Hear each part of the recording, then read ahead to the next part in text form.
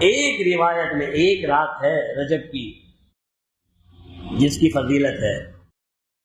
سیدنا عبداللہ بن عمر رضی اللہ تعالیٰ عنہ روایت فرماتے ہیں، اگرچہ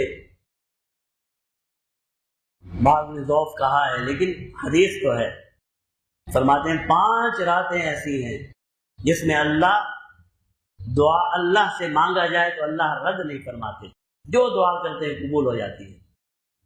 کون کون سی راتیں ہیں؟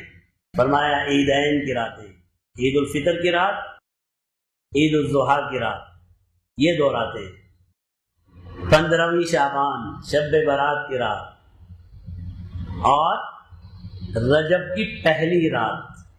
رجب کی کون سی؟ 27ویں نہیں، رجب کی پہلی رات، اور ہر جمعے کی رات۔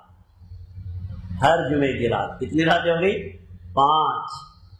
تو رجب میں اگر کسی رات کی فضیلت ہے اس حدیث کے مطابق تو وہ رجب کی پہلی رات ہے، جو آج بھی ہو سکتی ہے اور کل بھی ہو سکتی ہے۔